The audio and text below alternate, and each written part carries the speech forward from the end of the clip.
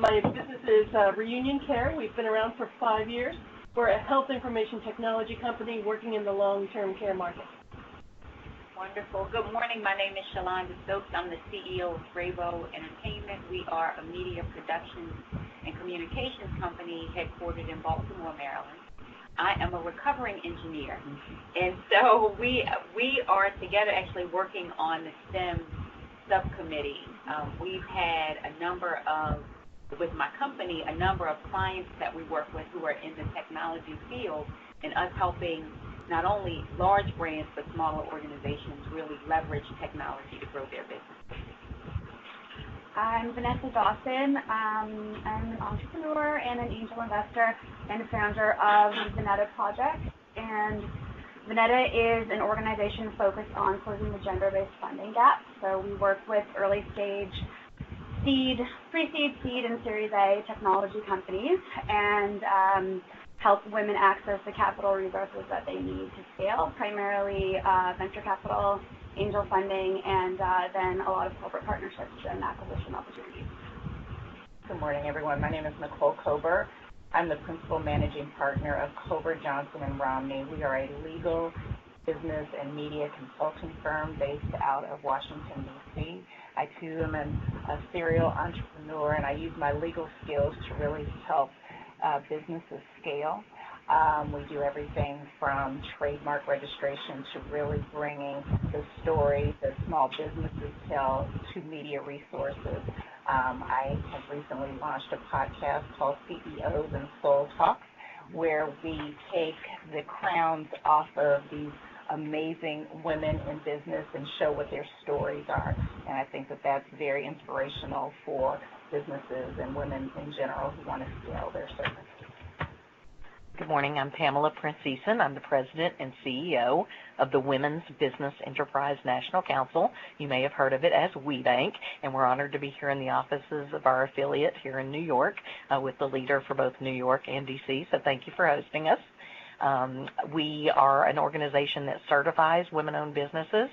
We're 23 years old. Also, we work on the connections for both the connections to corporate America as well as to the federal government, and we are a WOSB certifier as well.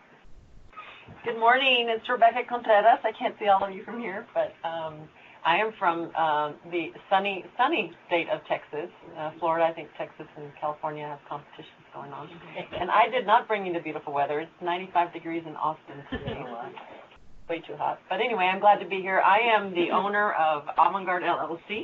We are a consulting firm that specializes in solving people, process, strategy, and technology issues and problems. And there's a lot of work for us because there's a lot of people problems these days. I'm an accidental entrepreneur. Joined Jess. I am a 15-year W-2 employee of the government for many, many years and started my career in government and really enjoyed my public service and started my business in 2011 and have now scaled and grown it to a little over 100 people, and we're growing very fast. I am one of those that knew nothing about business and entrepreneurship but had great organizations like PAMS and others at the Chamber of Commerce and SBA that provided tools to help women like me who wanted to be an entrepreneur. I do not have any entrepreneurs in my family. I am one of the first. And my goal is to serve here on the council to help empower women to have the boldness and the faith to start their own business. And it's really important to really encourage women because a lot of times the things that we fear are really misnomers, right? And we are the fastest growing demographic in this country, so we should be owning businesses. And I am a proud member of WPO. Good to see you again. I got to join Marcia and her at WPO in Portugal, so we're glad to be here. Okay, thank you, ladies. I'm very honored to be part of this very impressive group of successful women. I'd like to mention that a number of our board members weren't able to make it today, and I'd also like to give a special accolade to one of our board members whose term has expired, Rose Wang, who represented Women Impacting Public Policy, and she served on our board for 6 years and was very, very dedicated and gave great advice and great input. And we'd like to acknowledge her time and her dedication. So thank you, Rose. So I talked about our 3 priorities. I'd also like to talk about a few other things that, as an organization, we are very much interested in spearheading and continuing to have a very strong presence. And one has to do with data collection. So women businesses did not start getting counted until 1977. And looking around the room, I know some of you were in the workforce in 1977, but believe it or not, until the Census Bureau started counting and asking about gender, is your company male-owned, women-owned, we didn't have any concept of what role women-owned businesses played in the country. We are continuing to encourage the Census Bureau, as they do their surveys of businesses, to make sure they continue to count gender. And more importantly, they continue to count single employer organizations. Now let me tell you why that's important. So there are, depending on which statistics you read, roughly 12 million women-owned businesses in the country currently, which is fabulous because back in 1977, when that first data collection took place, we represented maybe 4.6% of all businesses. But today's approximate 12 million women-owned businesses represent 40% of women-owned businesses. And those 40% generate about 1.8 trillion to the economy. Very impressive, very important. But here's one data point that's a little sticky. Of those 12 million, 90% are one-person operations. They're important because 90% is contributing. That's the group we're trying to understand. How can we help a one-person company hire another person, hire 2 more, hire 4 more? What can we do to spur entrepreneurship, help some of those companies start businesses that are in these technology fields that have major impacts on the economy? But we need the census to continue to count those one-woman firms because there's a lot. So that's one area. The other area that we're continuing to have a voice is something called the Interagency Committee, which seems to have gone away around the early 2000s. And what that was, it was an activity spearheaded by the National Women's Business Council to meet and discuss with representatives from the different federal agencies, whoever was in charge of initiatives dealing with women in the workforce or women in the global economy or women's issues in general. So we are looking to kind of reconvene the decision makers at each federal agency involved in those programs so that we can understand what's going on, how can we participate in what they're doing to raise the visibility of those things, and mostly to allow all of them to understand what you don't need to reinvent the wheel because another agency is already doing. So that's an activity that we're going to try to get launched in this fiscal year. As you will have heard of the backgrounds of many of our board members, we've got a lot of us that are in the communications and media and PR, and that wasn't entirely accidental. And we think one of the things that will help increase the impact that we can have is by more women-owned businesses and the support groups and the resources that partner with them to understand what our role is. So we want to raise our visibility. And we're going to do that in a number of ways. One key way is by a series of business roundtables that we will be holding between now and till we're all done. So about one a month. We'll plan to do them. We've got a schedule, and we can give that out, or I'm sure that will be posted on the NWBC website. They will be in the home communities of each of our board members, and we will invite women business owners in those communities to come and talk to us about their challenges related to one of our 3 priority issues.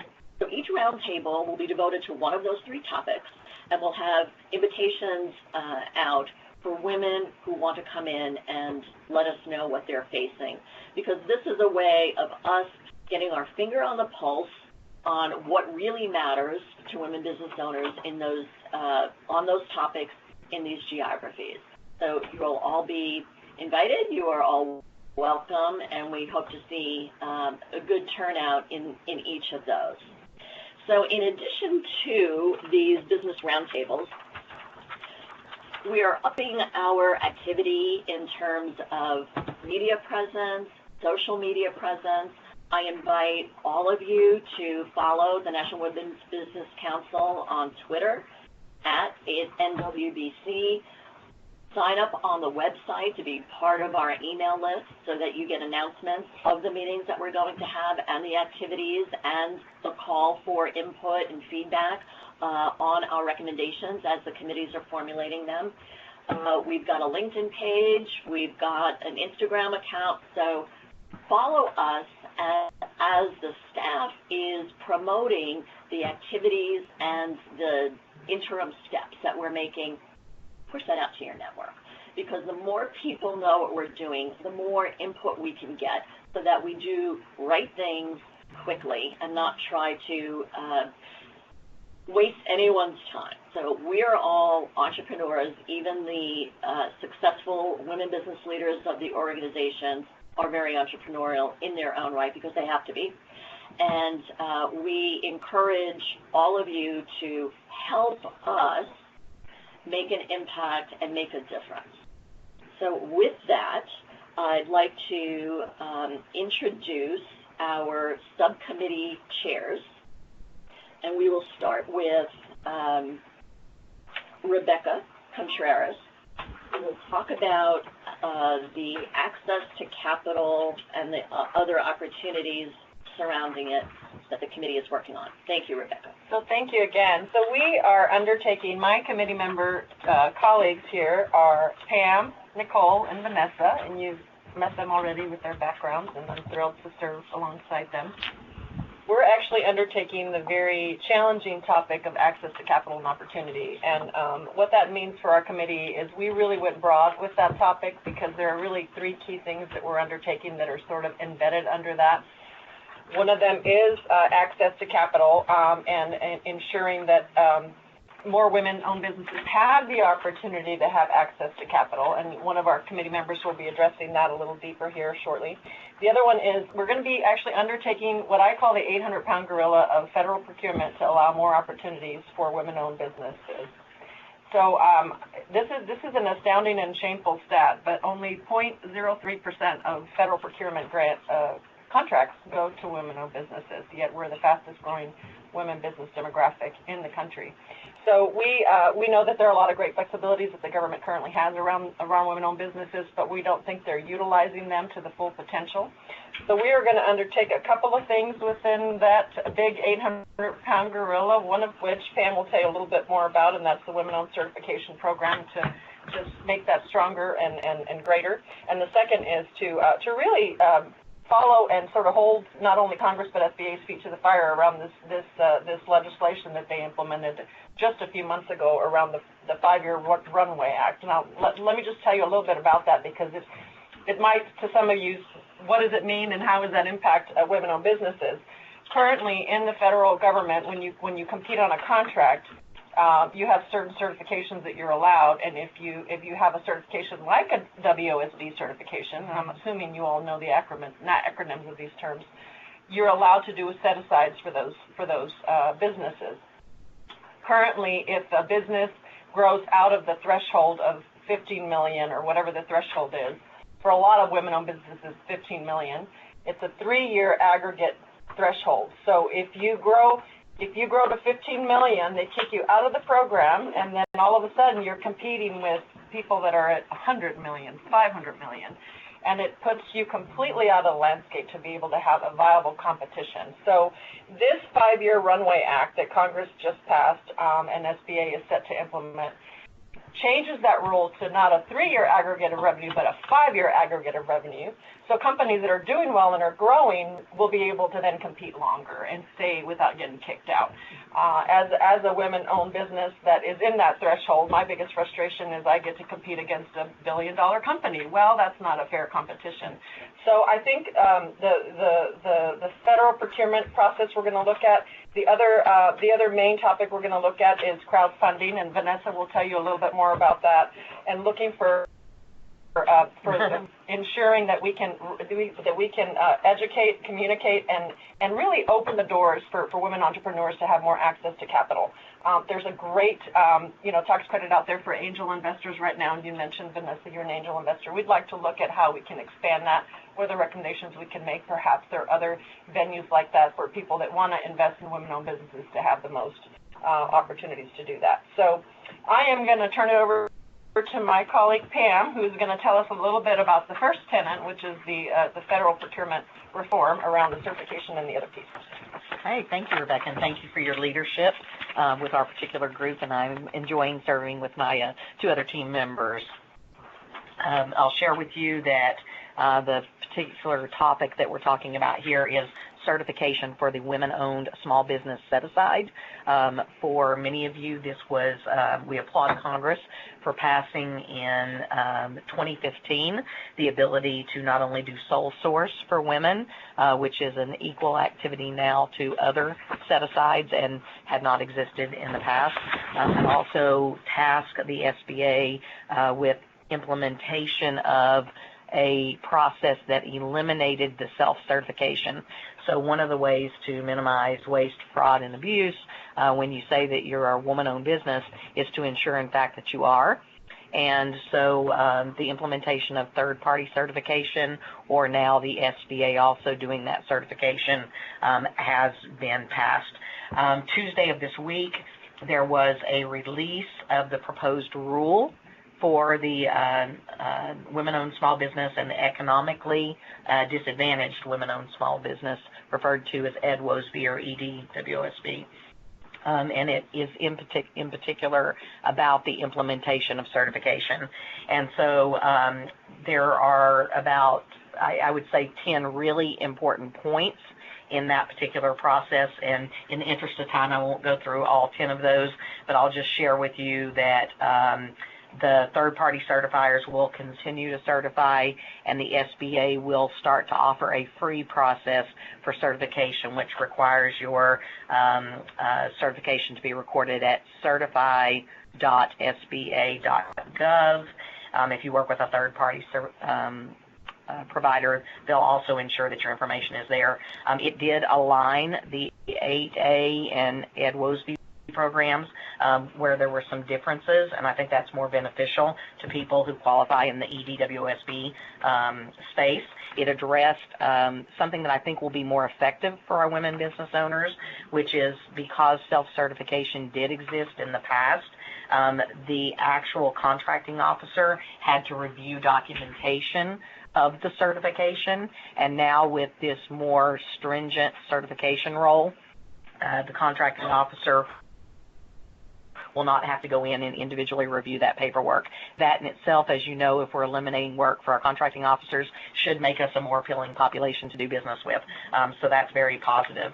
And so what I'd like to share with you on behalf of this council, the National Women's Business Council, is that we are planning to study and review the SBA's rule between now and the date of July 8th. So if you're interested in providing us comment, we would like your comment between now and July the 8th, and we will be taking this issue up for a vote of the National Women's Business Council, and we're requesting that we get your input to consider so that your comments can be used as we come up with a consensus, sorry, I'm having trouble getting some of these words out, of the National Women's Business Council's recommendation to the SBA. So again, as was mentioned by Liz earlier, this is your opportunity as the public to get information in to Congress, the SBA, and to the President. And so if you do have those comments, we would request that you provide your feedback to Ashley, and her email address is Ashley, it's ASHLEY .Judah, JUDAH, @SBA.gov.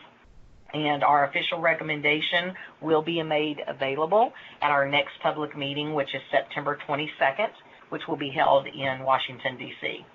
So I think that's where I'll stop for this moment, Rebecca, and turn it back over to you. Nicole is going to share with us the work we're doing around crowdfunding. All right. Good morning again, everyone. So we, in 2018, the NWBC published 2 case studies on crowdfunding sites, Kiva and Kickstarter. And these reports, I think the kind of key words that came out of it was that there's very significant potential around education and reducing traditional barriers for women financing their business ventures from angel investors and venture capitalists. So a couple things that came out of the studies. Number one, there was very much a gender disparity in a couple of ways, the campaigns themselves, and that although men seem to use seed crowdfunding, research shows that women were more successful in terms of their capture. So in the United States, which experiences a high volumes of crowdfunding globally, 20% of male-led campaigns reach their funding goals, but 24% of women-led campaigns met theirs. So that was something to kind of praise. In terms of the investor models who were investing, a majority of crowdfunding investors were men, 56%. However, women did make up 44% of investors as well. And that indicates that in terms of this type of revenue resource, that women were highly engaged, all right? They found that 20% of women were angel investing or venture capitalists as investors. That was only 6%, however. So our research demonstrates that on the issue of crowdfunding platforms like Kickstarter, women are 9% more likely to receive funding than men. However, their participation rates on these platforms are far below their male counterparts. So these low participation rates indicate a significant need for us and the public to educate the population about this resource specifically. Women-owned businesses about this platform appear to be promising sources of capital. The success experienced by women have been utilized as an alternative to traditional funding sources. And again, some of the research shows that there's a big connection between women using their social media platforms in terms of the launching and education. So the larger their social media resources exist, more friends, more likes you have, there is a direct correlation between the success of that relationship in meeting their goals, which was very impressive. All right. Although the results of the research was very promising, we recommend as a subcommittee that the barriers of raising capital exist. They're complicated, and these complexities surrounding the SEC regulations, specifically the caps, are things that we want to educate and work to improve. And the subcommittee will review these barriers, examine potential changes that can be made, and advise on the potential positive impacts of removing those barriers and how it will ultimately impact women entrepreneurs. Thank you, Nicole. One of the things that I think is an important data point for you all to understand and others in the public is, as Liz mentioned, our first meeting was in May. This is our second official meeting. We've had a subcommittee meeting. We are just now beginning the work ahead of us. So we really see today as sort of a kind of an interim update progress. But there are a lot of things we have to sort of drill down into, the topics that Pam identified as well as Nicole, and we're rolling up our sleeves to do that. So hopefully you'll see this as sort of an overview of where our start. Not sure this is completely where we'll finish. Maybe there's a different outcome, but we've just started to sort of touch the tip of the iceberg around that. So Vanessa is going to talk to us a little bit about angel investing, and who better to do it than an angel investor herself, right? We'll see. Yeah, so I think, as it pertains to the access to capital, angel investing is a really interesting opportunity for female entrepreneurs. There's been a lot of interest in venture capital over the past 25 years, primarily because of its disproportionate impact on company success and on the economic value to the U.S. economy that provides. So it's actually interesting. I pulled some data here. At the end of 2014, VC-backed companies actually made up 63% of market cap, 38% of total employees, and 85% of total R&D spending. From the late, from the late 1974 to 2014. So obviously, venture capital has a massive impact on innovation and early-stage companies. According to data from PitchBook, however, we know this data very well, but only 2.2% of venture capital goes to female-founded companies. So we're just not able to access the same money that is necessary to start at a really early stage. Companies with at least one female founder received only 12% in 2018, and all male teams got 76%. So in terms of venture capital, we definitely need to make some moves. But angel investing, on the other hand, is a whole other subset or category of investor that's really critical kind of prior to you getting to that stage of funding. And there's really great results on what angel investing as well can do for a company. So startups that have angel backing are much more likely to survive, raise later rounds of funding. They are more likely, 40% more likely to grow actually their employee base as well. So this initial stimulus of capital is so critical to, especially the founders that I work with in the tech space, where they really just need that kind of injection early on. So my kind of goal with our subcommittee of our subcommittee is to work on this angel investing tax credit. So open to any input or recommendations, questions. Would love to dive in with some angel investors, angel investment groups. I'm going to sit down with Jerry and really dive in some of her data and figure out if there's state-level credits, federal-level credits. How can we really be incentivizing more people to stimulate early-stage growth and invest in early-stage entrepreneurs? And how can we even de-risk it maybe? Because that's been something that women traditionally are a bit more risk-averse. So is there an opportunity for us to educate, encourage more women on angel investing through credits and through our committee and our suggestions? So please reach out to me or anyone else, Nina or Ashley, if you have any advice or would like to set up a meeting. Thank you. Chairwoman, that concludes our report. Thank you. And just in case you didn't know, we've got a lot of tweeting going on, so feel free to forward those tweets and acknowledge. Thank you, committee members, on that. I'd like to introduce Jessica, who is going to talk about Shalonda. I'm sorry. Shalonda. So she was stealing my thunder.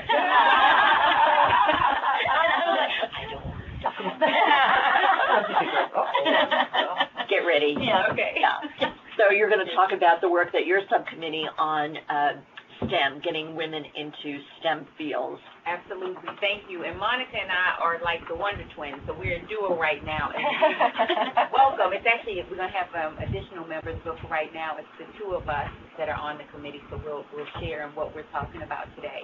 But as a bit of background, just in how we got here and how I personally got here, I talked about the engineer thing, and I talk about it from the perspective of, I think at the table there are a lot of firsts. So I'm the first in my family to have gone to college. I'm the first to be an entrepreneur. I was the first to be an engineer. And with that came a lot of struggle. And so the great part, I think, about what Nina and Liz in structuring kind of what our objectives are, there is a lot of overlap in the needs. So coming from the access to capital, and building on even some of the things that Vanessa said about the fear and kind of overcoming some of those hurdles.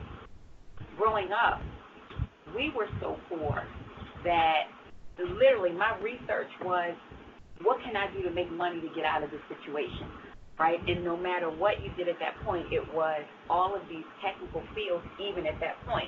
And the thing is not to disparage any other field, but understanding for women to go into, but understanding that the STEM fields have such a growth potential that there is more of an opportunity for us to really create legacy wealth and generational and all of these things that come with it. And so coming out of engineering school, I had at that point 7 job offers from leading companies across the country, which, you know, at that point it was amazing for my family, who this was the first for them to experience something like that. And now you transition to, when I told them I was actually leaving one of those companies, they're like, oh my God, are you crazy? How could you do such a thing? But what you realize too is entrepreneurship provides that other level. And so our focus in STEM is really going to center around a lot of that. What we realize within the STEM is it's just as much capital as it is the education component for this. And so for the NWBC, we're really committed to increasing opportunities and resources for women-owned and women-led businesses, but most importantly, encouraging women-led businesses that have that high growth potential. And so there are a couple questions that our committee will explore right now, but as they mentioned as well, really want to understand resources that already exist, any questions that you may have too to add into, I think, the value of what we'll deliver. But a couple of those questions, we want to know, what are companies doing to improve their pipeline for women? We know that some things exist. We can do better in that area, and so that's an area we will explore. Which practices have proven to be the most successful in retaining female employees? What barriers do women still face in these fields? We know that women remain underrepresented in science and engineering as it relates to the workforce, with the greatest disparities occurring in engineering and computer science. Women constitute 47% of the overall workforce and only 28% of the science and engineering workforce. And so really understanding those barriers will help us, I think, come up with then how we really look to solve some of these challenges. Building off of our personal experiences, I know part of the fear that came out of it was you get to a place that you want to have something that's stable, and you look at these other areas that's high risk. We know the amount of money it takes to kind of get into those fields, but we really want to figure out what we can do to help minimize those barriers. Thank you. Yes, according to the 2015 ACS data, women who choose to be self-employed in the STEM fields are occupations that are primarily in healthcare, and that's the background I come from, and that's what I want to talk to you about in the course of what we're doing. The distribution of self-employed women in STEM is 13% in computer and engineering, 7% in architecture, and 2% in late in life in entrepreneurship or physical science fields. But I want to get back to the healthcare part. In the state of Florida, as you can imagine, we have a lot of people that move there for our sunny skies later in life, which means we have this burgeoning population of seniors. The problem that we're having, and I've worked with the state chamber foundation, is we have such a dearth of young people that are ready to go into the STEM fields and use any kind of technology when it comes to being able to move healthcare forward. And we all know that data is everything when it comes to healthcare these days. And it's quite frightening. We've made recommendations to the state legislature on how are we going to overcome this, and at what level do we start. So we have a group that we convene with the chairs of allied health professionals and nursing schools across the state to talk about, yikes, I mean, we have this real gap that's there, and we need to make this happen fast. So how can we work within the educational system to try to fill in some of these gaps? And especially because most healthcare positions go to women, it goes along with raising a family. So this is a natural fit that if we can get more young women involved in these fields, that we can do it. The second, right along with the same line, is we have a lot of older entrepreneurs to come in after years of experience and a really great network out there, and we know we want to make a difference. What we lack are younger people who have technology backgrounds that can get us there. So what we're finding is, and I've run an accelerator for the last 3 years, what we're finding is you have a great idea, you understand the market dynamics, but you lack the technology to get you there. And without the young people in the community with those backgrounds to get us there, the women that can do these, we're not going to overcome these things. And that's what we want to focus on. We want to make sure that we're addressing those issues. So we need more data to do it. We need more than the stories that are coming out of Florida, as frightening as they are. We also need to understand why young girls, even though they're taking the same advanced placement courses in high school, why when they're getting to college they're backing away from engineering, they're backing away from the sciences. What's going on? Like, what changed at that point? Young women are taking the advanced placement courses, yet they're not taking that final exam to get credit in the end. What happened? What happened? We need more data. We need to be able to study this so that we can overcome that.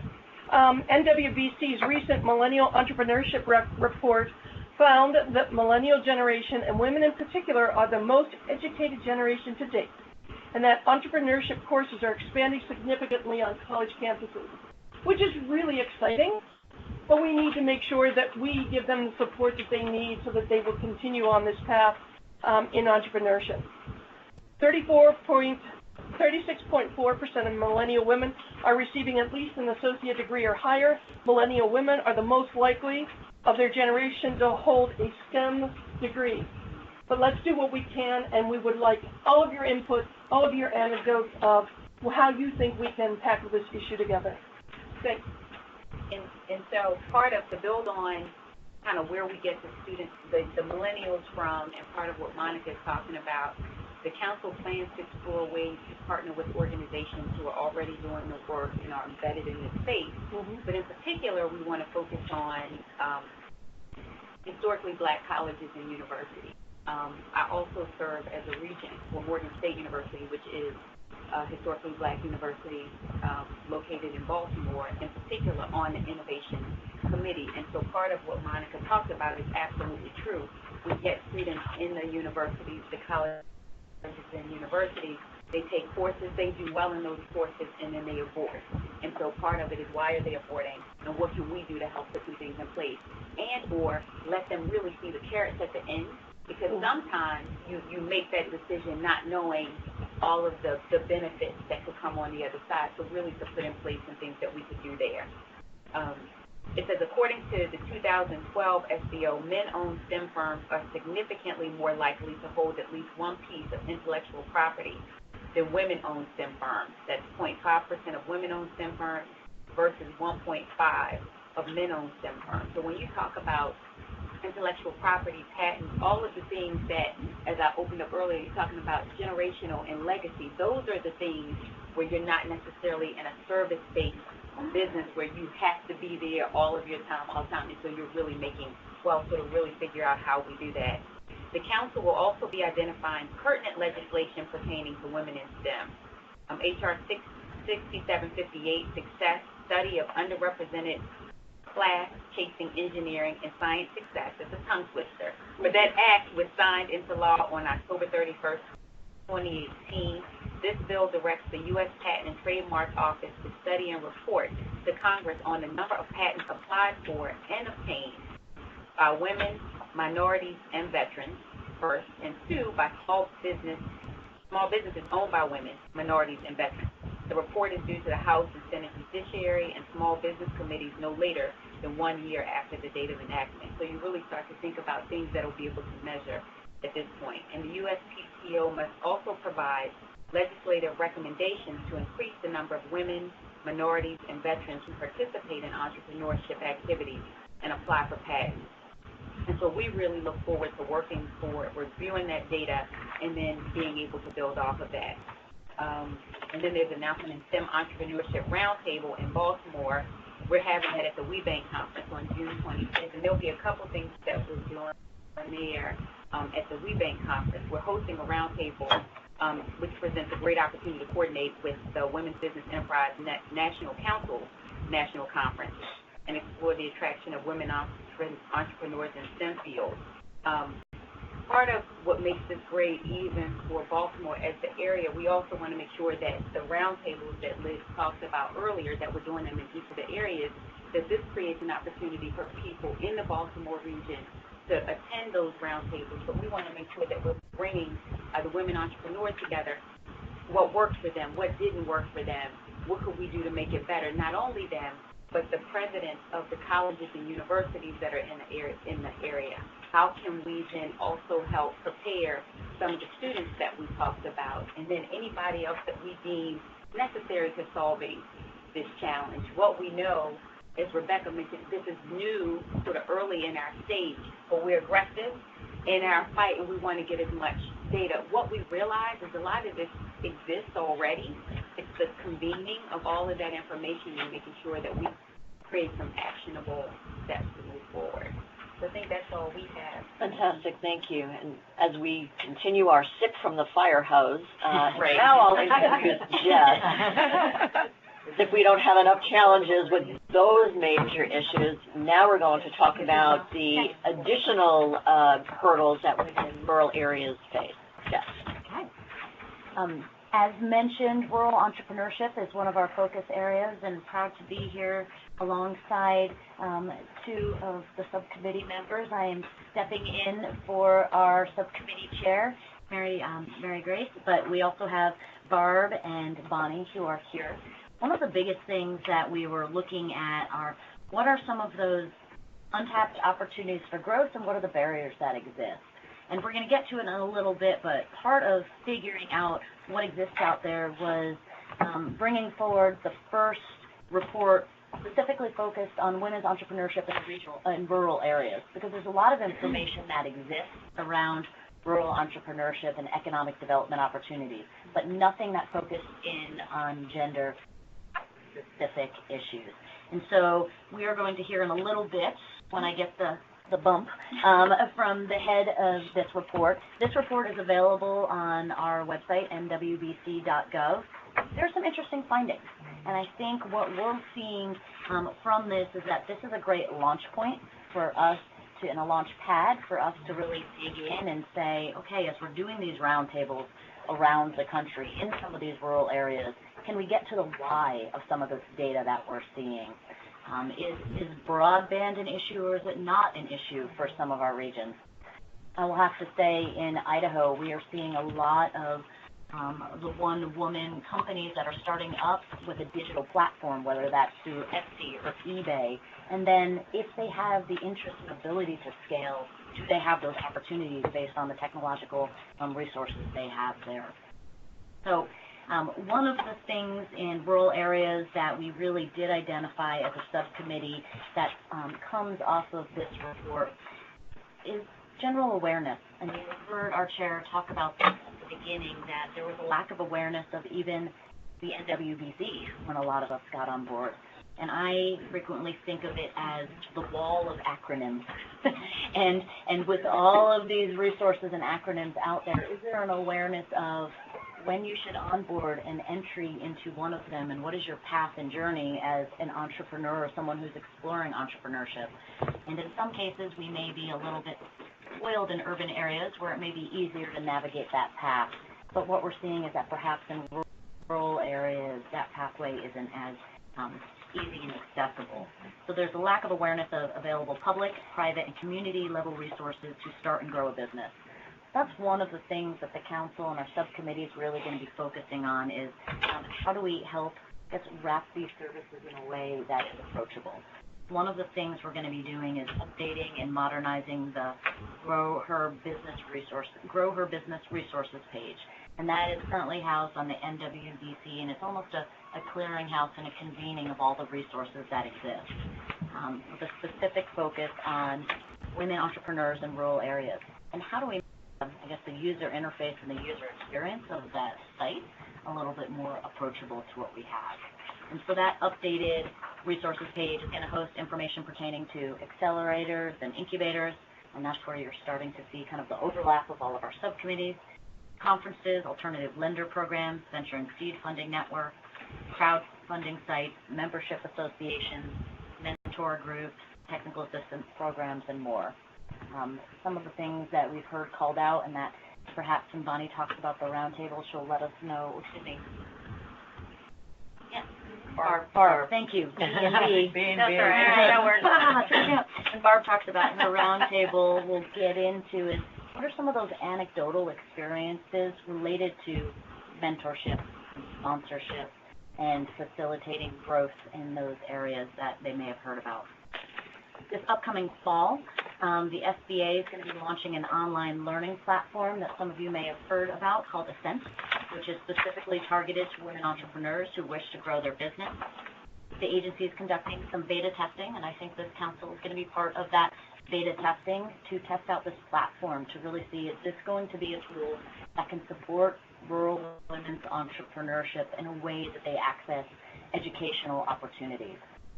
While we do have some great entrepreneurial programs at different universities, they may often be clustered in urban or metro areas. So how do we really break down those ivory towers and get outside those walls and have entrepreneurship without fences to really get to those rural communities? And I will say we're jumping ahead, and then we're going to have to come back to more detail on that rural report as we wait for the tech, but we're going to look at a key partner of the council in this mission of raising awareness of resources. It's Women's Business Center Network. I will say I'm hoping that in the next few weeks we'll hear about Idaho getting a women's business center. We are one of the few states that don't currently have one.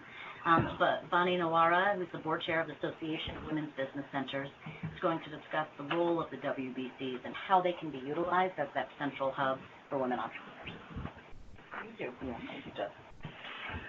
I like to say, and I didn't say this earlier, but I like to say I am a recovering entrepreneur. I was an entrepreneur for 20 years, and I sold the business, and then I reinvented myself as the CEO of a women's business center, which is as close to being an entrepreneur as I'm going to get, but a lot less. Well, I can't say a lot less responsibility because that's not necessarily true. But there's a little safety in the fact that you have this board of directors, right, that's going to help you. So my passion is, and always has been for even when I had my own business, is around women and entrepreneurship for women and enabling women to be self-sustainable.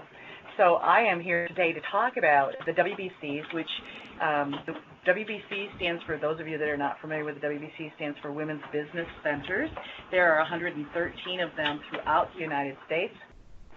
We are partially funded by the SBA, and we have a governing board. It's not really governing. We have an operational arm called AWBC, which is the Association of Women's Business Centers. So I'll talk about those two organizations, AWBC and WBC, but primarily I'm going to talk about, and let me just back up a bit.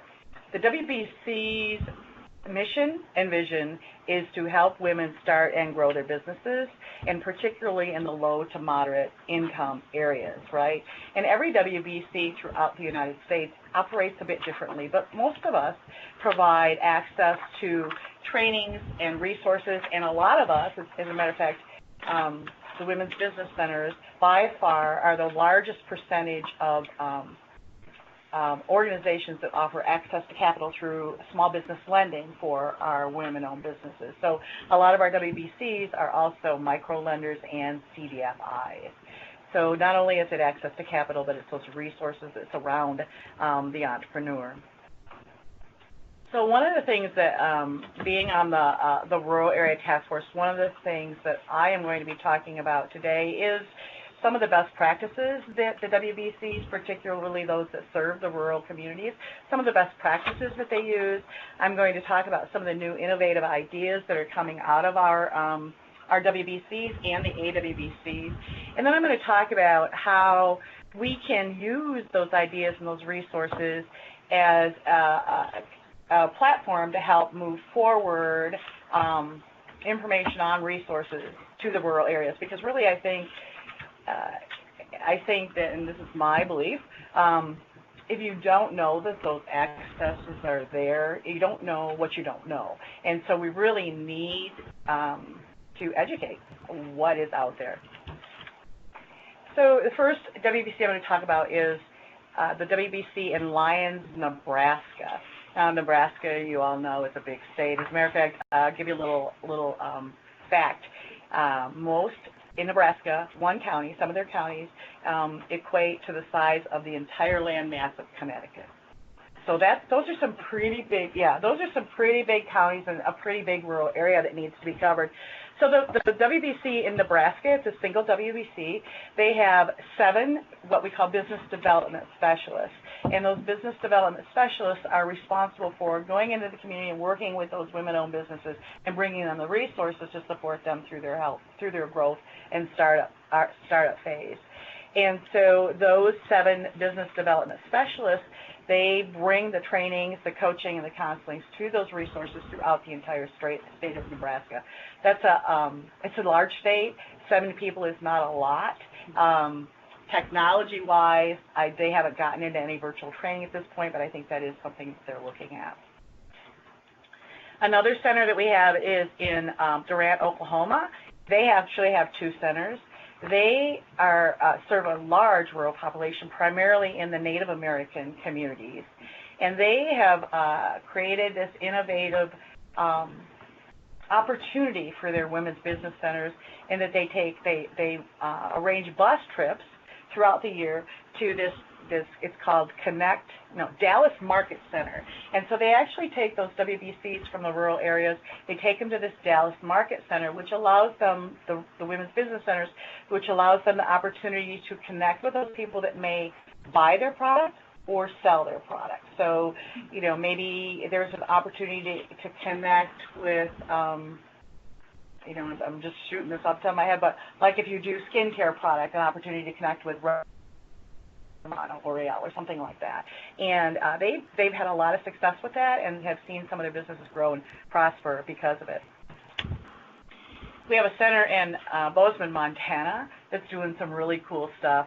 They're using their environment, their rural environment, to foster the growth of rural business owners, in that they're offering hiking trips in the rural areas.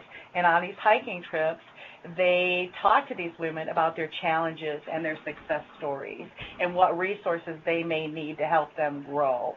And again, lots of success with that. One of the things that is happening, and I've talked about my own center, and this is kind of the innovative ideas, is we were given a grant by, it's called a Prime Grant under the Treasury Department, to take our trainings and create modules of them.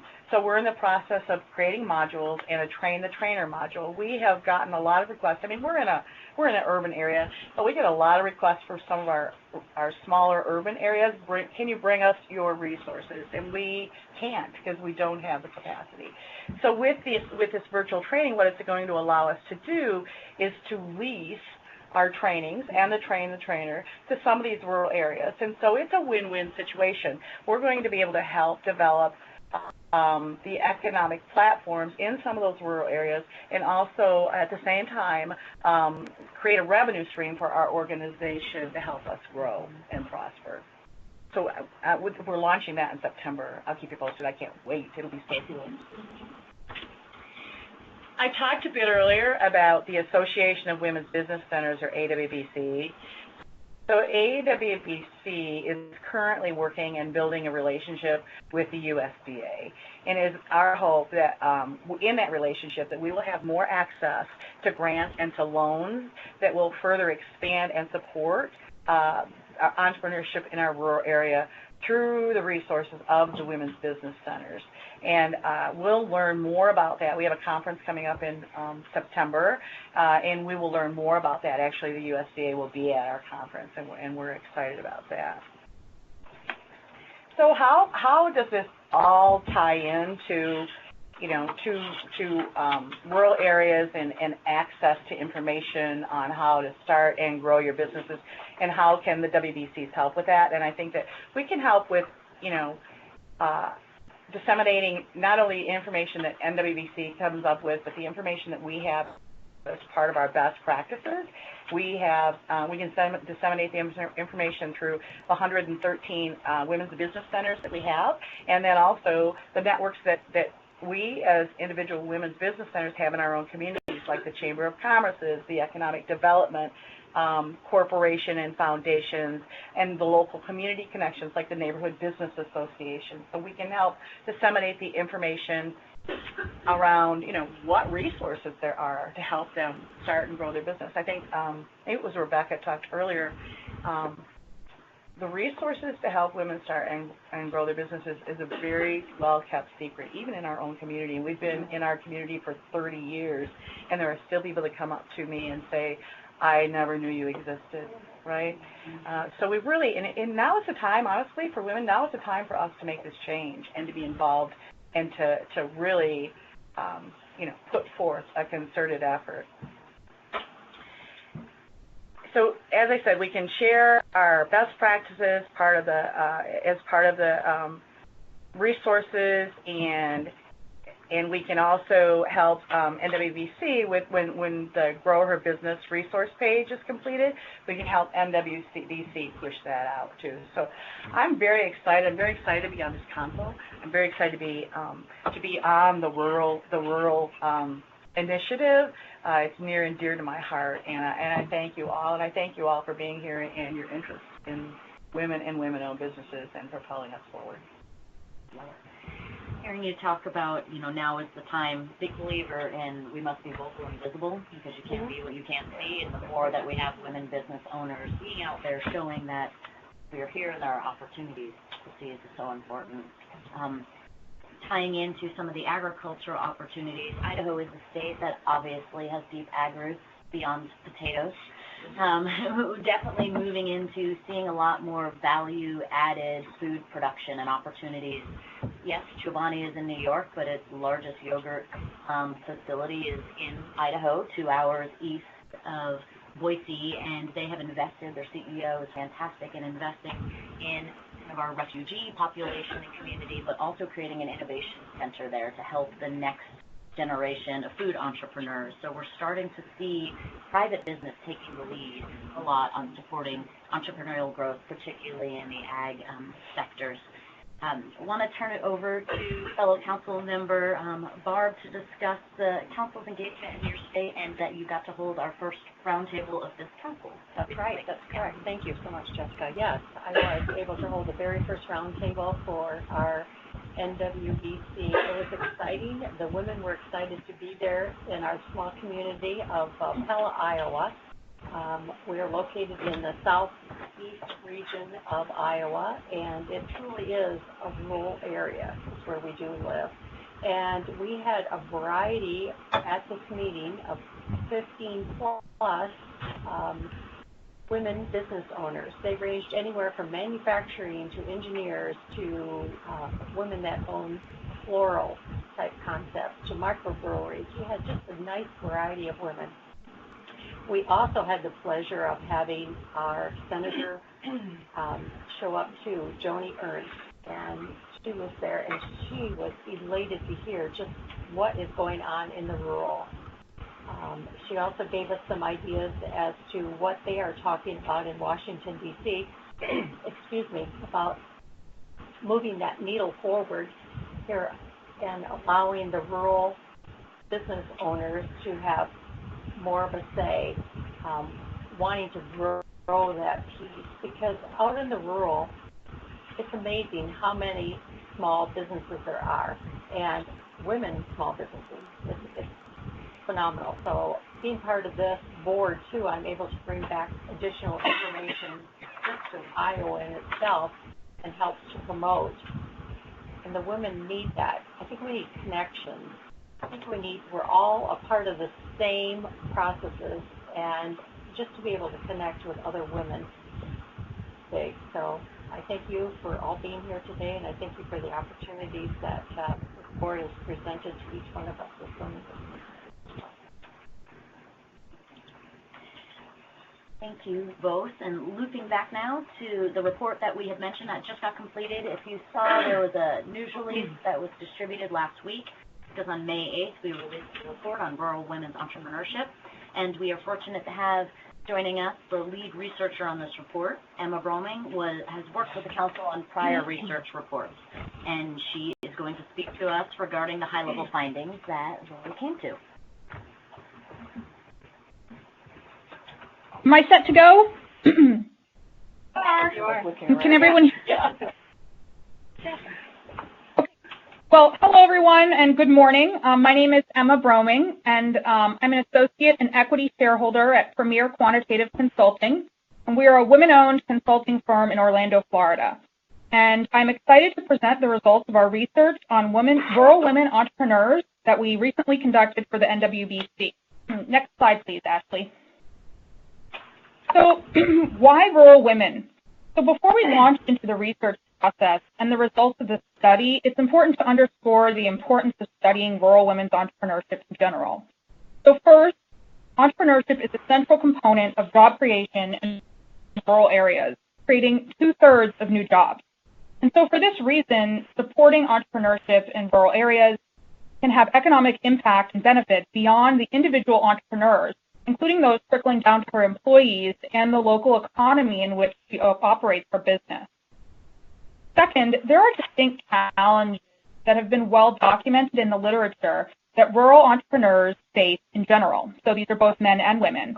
And these include best access to capital, lower availability of business support services, decreased access to skilled labor and workforce, unreliable access to technology and potentially broadband internet, and finally, lack of necessary infrastructure. Next slide, please. And we can hone in a little bit more on gender-specific issues. We know that in general, gender differences exist among entrepreneurs. Numerous studies, including work completed by my team, the NWBC, and many other researchers demonstrate this fact. However, there is a distinct lack of women-focused research on rural entrepreneurship. And so this work represents a first-of-its-kind look at this important segment of the entrepreneurial population. Rural women are truly unique in terms of the U.S. population. Several factors may influence their entrepreneurial behavior. And so these include lower education levels, differences in regional cultural norms, early marriage and child rate, and also a high incidence of poverty and its associated effects on the rural community. So because of the unique challenges facing rural women entrepreneurs and the importance of entrepreneurship to rural economies, entrepreneurship among rural women is an important topic for continued research and policy focus. Next slide. So going into this preliminary research effort, we had several interrelated goals. So first, we wanted to establish a baseline understanding of the characteristics of rural women entrepreneurs using multiple definitions for rural within the available data. Second, we sought to perform descriptive analysis using existing data sets to serve as a springboard for further inquiry and research designed to inform the development of policies and programs for rural women entrepreneurs. Finally, and most importantly, this research begins a dialogue related to the potential of and challenges facing rural women entrepreneurs in America and begins discussing the potential role of entrepreneurship as an economic empowerment vehicle for this population. Next slide. So central to the work is defining rural, and there are many definitions for rural entrepreneurship and just rural areas in general. We utilized 4 different definitions within the data. So first, we looked at rural states. What percentage of the state is rural? Then we looked at area population size, the urban-suburban rural split, and finally, a comparison of rural with just non-rural, and that was based on metropolitan statistical area. And so throughout the slides and the high-level findings, as well as the report, you're going to see a variety of definitions used, and this just kind of clarifies those before we get going. Next slide, please. And briefly, I don't want to get too much into the weeds, but we used census microdata from the American Community Survey and the Current Population Survey for all of our analysis. The data sets are reliable and nationally representative, as well as publicly available. And we performed a series of descriptive analyses in this introductory work, which will hopefully lay the foundation for continued study. Next slide. So now we're kind of moving to the meat of the presentation, and we have split our high-level results into several categories, and I'm going to discuss each in turn. So this slide presents highlights from our results on marital status in children, or what we refer to as personal dynamics. So the figure on the left shows the percentage of individuals that are married by entrepreneurship status and gender. So splitting out men and women, entrepreneurs and non-entrepreneurs, in 4 different categories. And as you can see, a high proportion, almost 75% of rural women entrepreneurs are married. By comparison, only about 55% of the total population is married.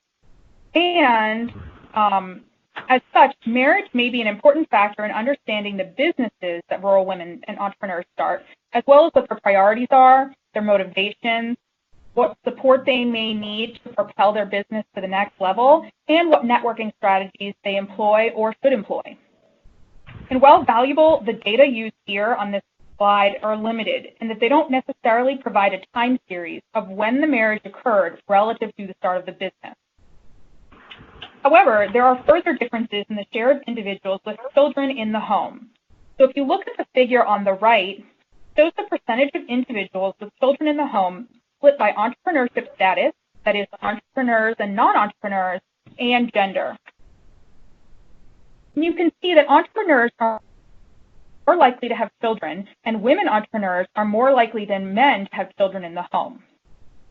While rural women entrepreneurs have the lowest frequency of motherhood at the time of entrepreneurship across all 3 geographies, so that's indicated by the lower green line being in the rural category, they are still more likely to have children than other rural residents, which is a really key point. You can see there's a difference in child status between rural women entrepreneurs and rural women non-entrepreneurs.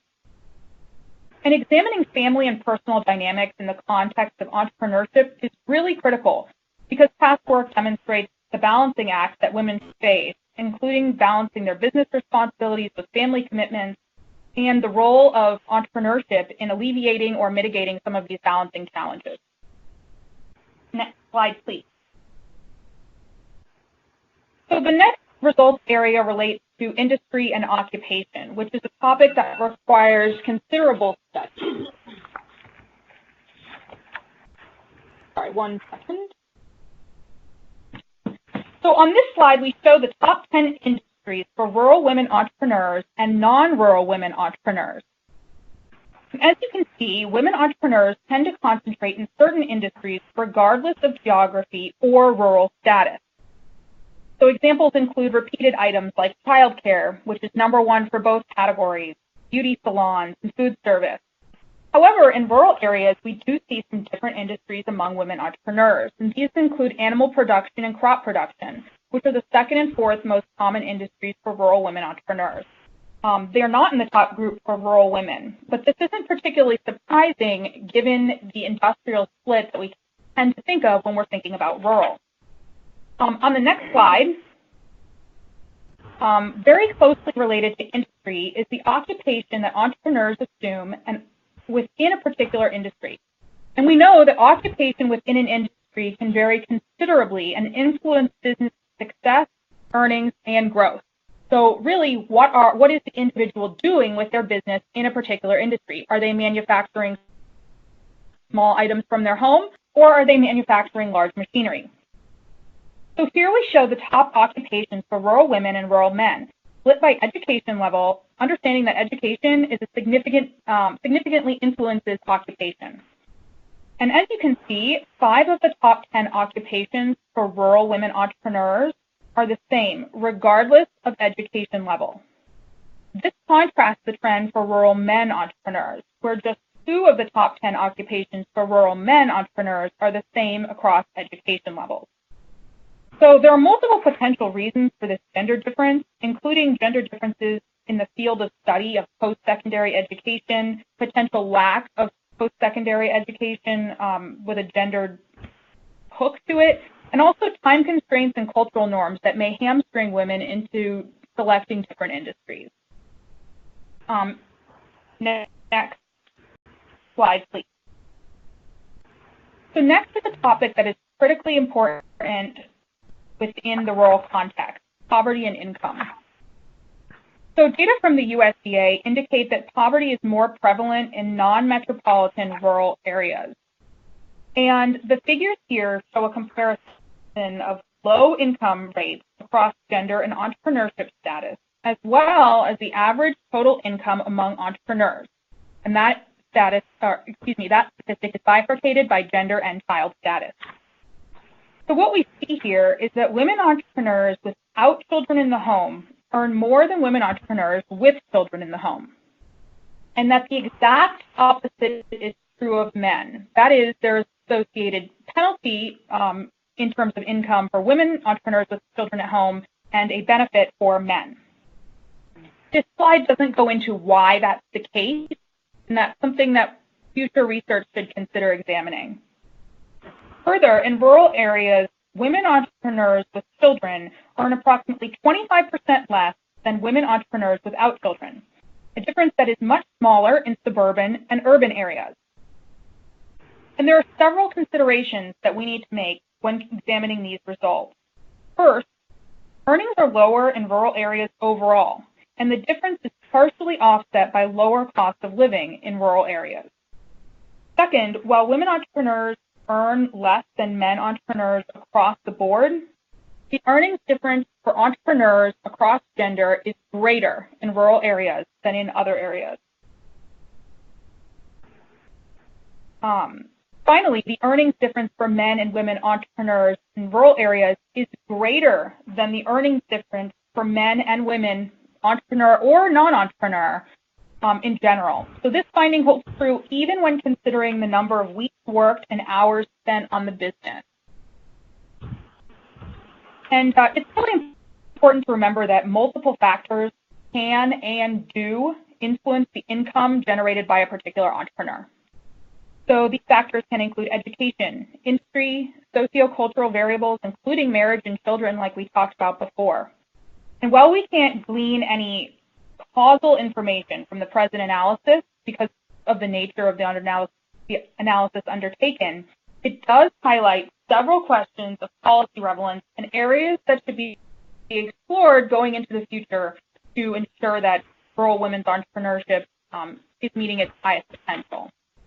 Next slide, please.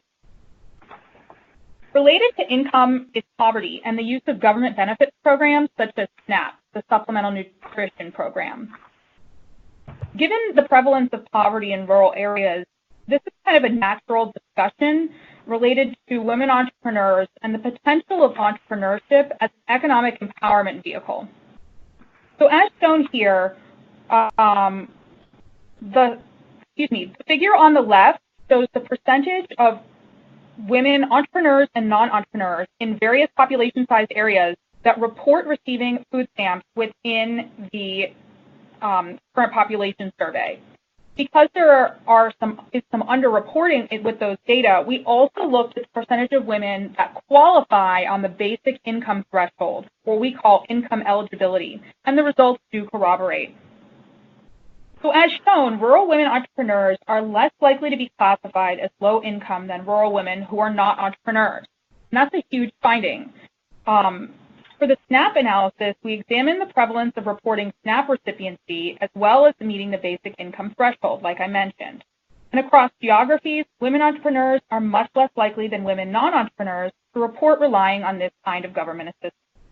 The gap is particularly large in the most rural areas, where approximately 12% of rural women entrepreneurs meet the basic income threshold to qualify for SNAP, compared to over 21% of women non-entrepreneurs. So there's definitely something happening there that I would recommend we as a research community continue to pursue.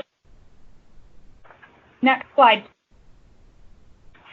And the last area of results that we're going to talk about today, just highlighting what we have in the report, is internet access and usage. And these are some interesting results. So as technology continues to advance, there is increasing potential for technology to close some of the rural-related gaps or challenges that face entrepreneurs in those areas. So it's important to understand how entrepreneurs in those areas are accessing and using the internet. We conducted background research that indicates that rural areas may suffer from a lack of reliable broadband internet access, which in turn may negatively influence the success of the rural-owned businesses, as well as limit industries in which those entrepreneurs may participate. So here on the left, you can see the percentage of respondents who indicated that they had access to internet at home, split by rural, suburban, and urban, men and women, and these are just entrepreneurs. The figure shows that the percentage of entrepreneurs with internet access by gender and geography, as well as the reasons why they do not have internet access. So that's what you see on the right. Among women entrepreneurs, rural women are the least likely group to have internet access at under 80%. However, the most common reason cited for lack of internet access among rural women entrepreneurs was that they don't want it. So if you look at the figure on the right, that is the big gray bar on the leftmost column, indicating the fact that they, quote, don't want it indicates that there may not be an access issue, but a technology adoption issue. And importantly, while not available was a choice for why the entrepreneur lacked internet access, the incidence of rural women entrepreneurs facing this challenge is small, at less than 5% of those women without internet access. Next slide. I would just like to take a moment to thank the NWBC for this opportunity to share the results of our research and for their continued effort to fund meaningful research on a variety of topics relevant to enhancing women entrepreneurs' economic power and agency. Thank you very much. Thank you, Emma. I'm sure all of us probably have many questions about the report, and we invite anyone in the audience who'd like to get a copy of it. We have some here, and for those on the phone, we can make those available electronically, probably from the website. So before we continue on with our agenda, I hope all of you have the very clear sense that what this group of very accomplished women are going to do in terms of the work of their committee fits 100% with what they are living their business lives doing.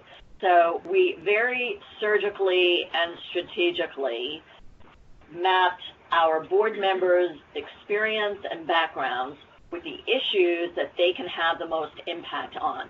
And what that will enable us to do is have domain experts that live and breathe these challenges every day. They don't have to come up to speed. It's not like we're training an electrician to be a plumber. They know what the issues are. So we can move a lot more quickly than if we didn't have this orchestrated in such a way. So I'm very excited by all of what I've heard today, and I know that this group is going to get things done. So let me talk about the get things done. This is what NWBC is not. We're not a research bureau. We are going to make some things happen in either one of the three areas or all three of these areas because of the firsthand experience that this group can bring to the table. We're also not an agency that does programs. So we're not a Commerce Department. We're not a Department of Education. We're an advisory board. So what we are going to do through these committees and the work that they're putting together is understand where can we have an impact with other agencies, with Congress, with organizations in the private sector, with public and private sector collaborations. And because of that, we are going to make a difference. So with that, I'd like to turn it over to Nina as we continue with our next speaker. Thank you, Liz. And I just want to introduce Meredith West. She's a longtime friend of the council.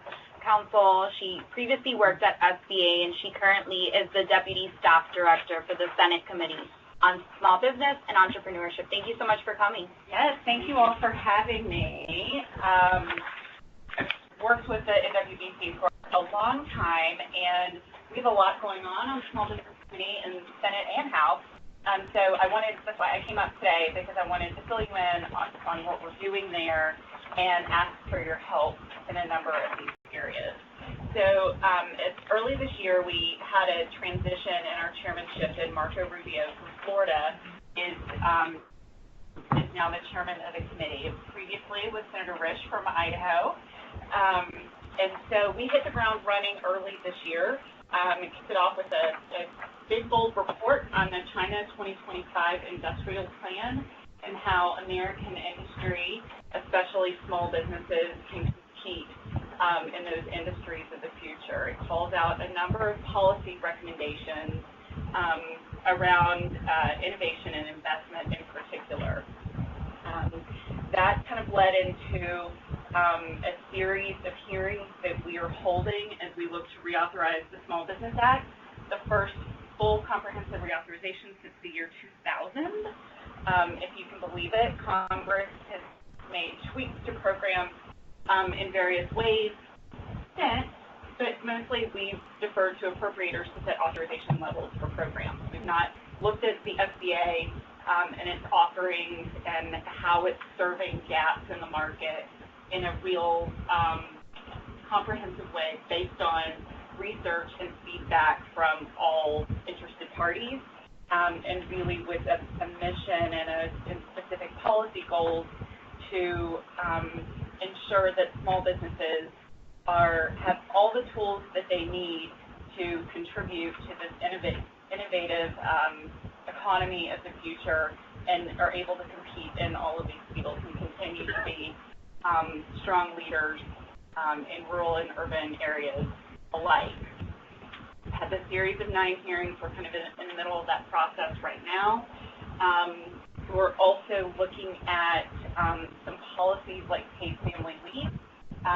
That conversation is really gearing up in Congress in a bipartisan way. I would like to think we're starting to get there on some ideas. Chairman Rubio released a bill earlier this year with a concept that allows workers to take an advance on their Social Security benefits and delay retirement for a number of months based on what kind of benefits they take.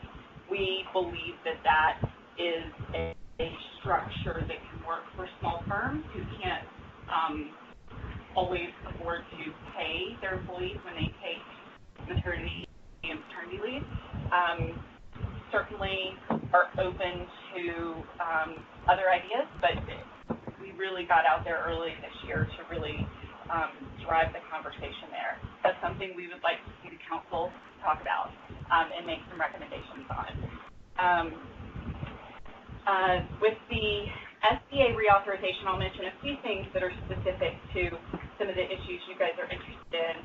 On investment, as I mentioned, we, as Jessica was discussing, when I walked in, we continue to have this unacceptable and just tremendous gap in venture capital for women.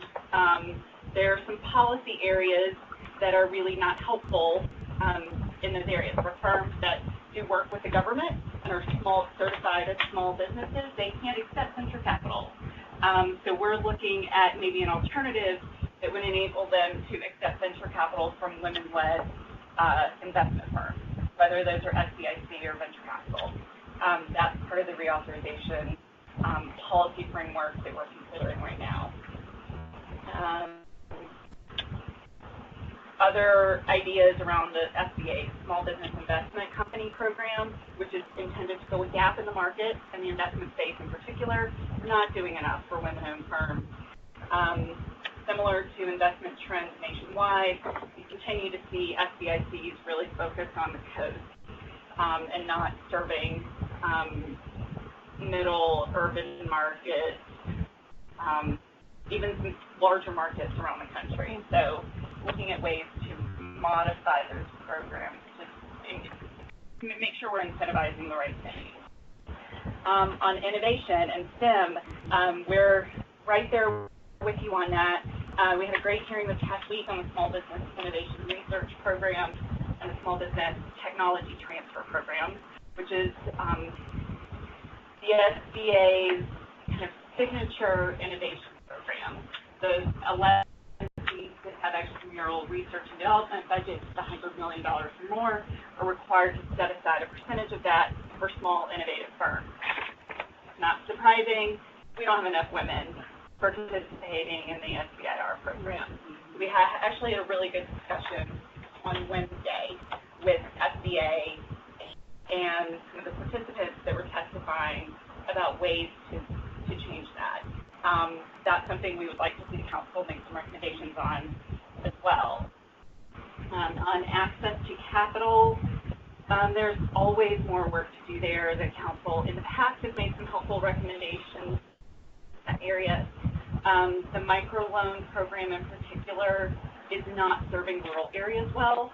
So that is something that I think we will draw on some of the work in your report, and welcome specific recommendations around that. The National Women's Business Council's authorization is part of this effort. So that's your structure, the statute that governs how the council operates. We have, to be really frank with you, major concerns about that, namely the structure of the council. And it doesn't matter what administration it is. With transition to a new administration, there's always about 18 months of lost time that occurs. So the fact that it's May, you guys worked really hard to get this meeting on the book, but we've lost time. Your job is to advise Congress and the administration.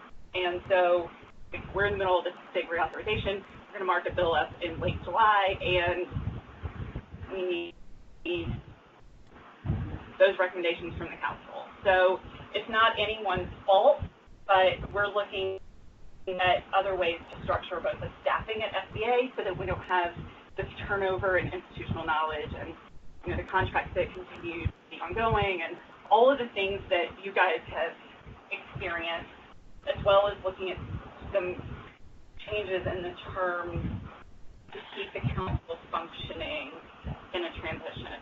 I've been working in this space for 15 years, and it happens every single time. It does not matter what party. It's just, I think it's a structural issue with the council. So I'd like your feedback on that.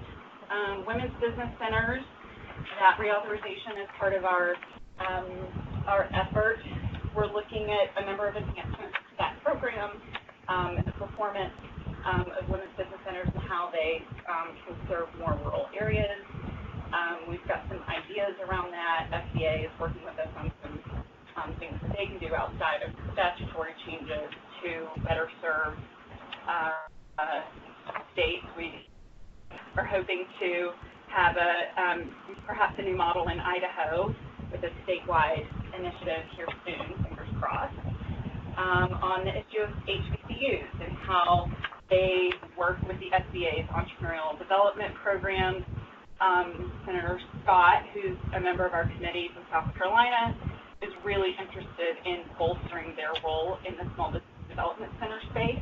Those are based in institutions of higher education, and so it's really just a natural fit for us to do more in that space. So if you're interested in that, talk to me, talk to his staff about some things there. Mentoring is something that we are continuing to try to figure out what the appropriate federal role is there. We have the SCORE program that's been funded by the SBA for years. It utilizes mostly retired business executives to mentor and counsel small businesses. The mentoring component of what they're doing is shrinking, and they're doing more training, and they're really doing a terrible job of reaching women. And they admit that. So it's mostly a bunch of older white men who are counseling, mentoring. They have great intentions, but they're just not doing a good job of recruiting volunteers. And we all know from the research that women have the best success in mentoring relationships when they're mentored by other women. So we don't want to just create another program because SCORE is not working, so we're trying to address that. We certainly applaud the work that you guys are doing on rural entrepreneurship and access to capital. Appreciate coming to Florida in August for a roundtable. Most people like to come in the winter, but we're happy to have you. And we're hoping that Chairman Rubio can participate in that roundtable or join that in some capacity. So anyway, I really would like to say that we want to engage with the council in a really substantive way, and we don't have a lot of time because this reauthorization is moving. The political calendar, if we're going to get this done, it's got to be done by the end of this year, January of next year. But right now we're working in a very bipartisan, bicameral way to try to do the right thing here. And we've got leadership in the House and the Senate committing to give us floor time to do this. So I just don't want for us to move something that the council has not weighed in on. So that's why I wanted to talk to you guys. Thank you. Very helpful. Thank you so much. That was a great, very quick synopsis of some of the key issues that we are aware of and need to be, very forthcoming. And so I just want to remind everybody that we do want to hear from you on some of the matters that she brought to the floor today as we start to put together our recommendations for the latter part of July. Now I'd just like to turn it over to Nina, who will continue with Q&A. Definitely. So thank you again, Meredith. We really look forward to working with you. So at this time, I'd like to recognize Michelle Christian, the SBA Regional Administrator for SBA's Mid-Atlantic region, who will provide a few remarks on SBA's Women and Entrepreneurship Initiative. Thank you. This is the spot, right? Yeah. Wherever you want. I'm really excited I was here today. I learned a lot, even though I knew a lot of everything that you were talking about. I'm so happy that there's an organization that is going more in depth with individuals that are out in the field. You really are out in the field. SBA has people out in the field in all of our district offices, but you know because you started a business, growing a business, and now you're helping others. So just in way of background, I'm the regional administrator for the Mid-Atlantic region, which is Pennsylvania, West Virginia, Virginia, Maryland, Delaware, and D.C. I'm the only woman, so I have an interest in women's activities and women's small business owners. Not that my fellow male colleagues don't, but I have a little bit more of it.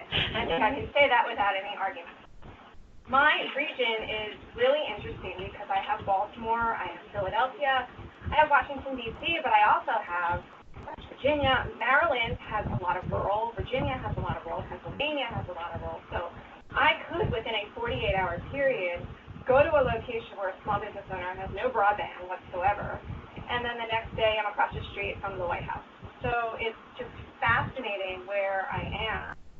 And to hear what you all are focusing on, the rural I'm very interested in because we have a memorandum of understanding with the USDA, and SBA has really partnered with them to go out and the administration of the White House has had a focus on them to reach those areas in rural America that may not have been able to get our resources. And I was recently in a small town in West Virginia, and a woman was sitting there, and it wasn't really a question and answer type of session. She raises her hand. She says, "Why don't I know about the SBA?" And I said, "Well, I'm here, and I'm here now." And she said, but I'm here. But what about the woman down the street from me that doesn't know that you exist?" So we are trying our best to get to locations that maybe we weren't at before. And again, it's not administration, it's not party, it's just reality. And I think with the internet, we take it for granted now that, well, it's on the internet, we'll put it on social media. Well, then you forget about folks that don't have the internet and social media and everything. So we really have to go that extra step. So the field and SBA, and I know my region, we're really trying to have the best of both worlds. We're not forgetting urban, because urban and rural, everyone just wants the same thing. It really is the same.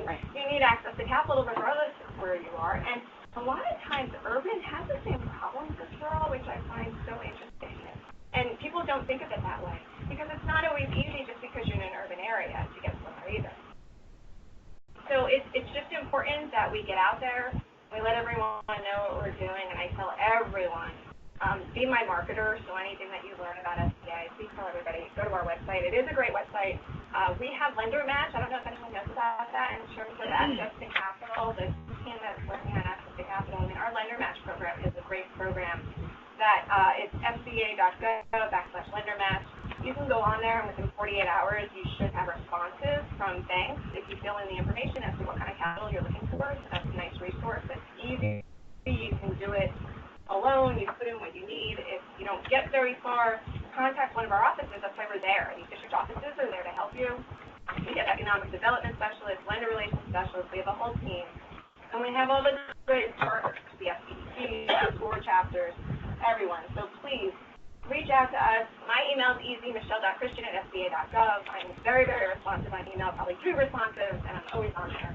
But I just want to be able to help, and anything I can do when it comes to women entrepreneurs, please reach out to me, and I look forward to hopefully seeing all of you again and working with you. Thank you so much for having me. Thank you. Thank you. So at this time, we'll be taking public comments and questions. I know, Jerry, you specifically said you had a question, so I'd love for a comment. I'd love for you to provide that now. So thanks, Nina. My favorite topic, increasing access to women entrepreneurs. So there's no doubt about it that women have a harder time raising capital, and women are not sitting idly by. We're putting their money where our mouths are. We are doing so in a number of different ways, and there's more that we can do to encourage that. So 11% of venture capital decision makers at funds above $25 million are women, according to Allraise. Companies with at least one female founder raised 12% of venture capital in 2018. NWBC could advocate for government pension funds, which are ready to invest in venture capital, to invest in women and minority founding emerging funds, which tend to be small. There are now technology platforms such as Different that make it more efficient to invest in these smaller funds. Thanks to organizations like Golden Seed, Pipeline Angels, 37 Angels, Portfolio, which train and provide a platform for women angels to train and to invest together. Between 2005, when Golden Seed launched, and 2018, the number of women angels increased fivefold to 100,000, according to the Center of Venture Research, and that number is just out yesterday. Women now comprise 30% of all angel investors. Let's modernize who can qualify as an accredited investor, which is now based only on income or wealth, and it could also include options of education or job experience. Regulation enables new ways to invest in entrepreneurs. It takes time for new regulations such as the Jobs Act to show its usefulness. Since 2012, a series of laws around investment crowdfunding, so not Kiva and Kickstarter, has rolled out to help private companies raise funding. Investment crowdfunding is a new way to raise money, and there are many small business lawyers and accountants who actually fit this form of investment. Having authorities like NWBC simply talking about investment crowdfunding legitimizes it. The ecosystem for investment crowdfunding needs to be built out, so encourage the development of exchanges and markets to trade securities issued by companies via crowdfunding platforms. And female founders are creating companies that take advantage of the regulation to provide financing to entrepreneurs. So Trish Costello of Portfolio uses Regulation D to create a hybrid angel venture capital model, takes the cap of 249 investors off and increase it, or completely take it off, or increase it to 499. Kat Berman and Eula Terasava of Fino, Polyruxin, Macom, Sally Outlaw of Worthy Financial use Regulation A or Reg A Plus to enable non-accredited investors to fund entrepreneurs. They all provide investors steady rates of return by underwriting debt to entrepreneurs. Raise the cap for Regulation A to Tier 2 to $100 million. Michelle Kamesh and Jenny Casson of Crowdfund Main Street use Regulation Crowdfunding or Reg CS to help women entrepreneurs raise money. Raise the $1 million cap to $5 million.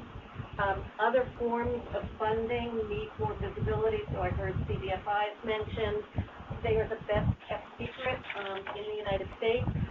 One large bank when they turn a loan down, they use technology now to refer to, I think, CDFIs only, but they could also refer to Kiva, rewards-based crowdfunding, and investment crowdfunding. So I appreciate the opportunity to talk about this very important topic. Thank you, Jerry. Okay. Does anyone, just a clarifying question. When you talked about 30% of women as investors, is that by number or investment dollars? By number, they don't do it by investment dollar. Okay. So it would probably be smaller by investment dollar. Because they're still newbies, Right. so they're not investing a lot of money. Got it. Thank you. Sorry, what was the third one? Reg A, and what was the third one? Yeah. I'm sure you could give our committee all of the Yeah, data. so I'm happy. I'll put a little bit more meat into this, and I did an article about most of the entrepreneurs, so I'll tie it all together and send it to Nina to circulate. Thank you. Thank you. Do any other members of the audience have any questions or comments? No? Okay. You do? Okay. I would like to know about, it says, what I'm seeing with a lot of women going out of business is that they can't afford the rent. So is there any kind of help to help people own the buildings, buy buildings? Because they're finding that they can't live, like they pay their own mortgage or rent, and then pay the rent of a business, that they're renting out.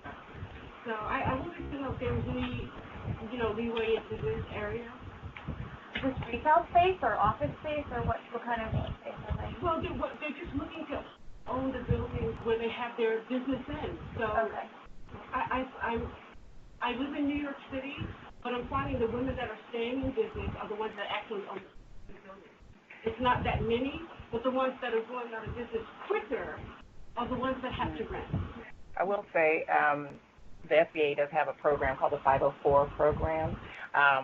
As I mentioned, I'm a serial entrepreneur. My first business was actually a hair salon and day spa chain, and I purchased my first building with the 504 program, and then I got a 7A loan for startup capital.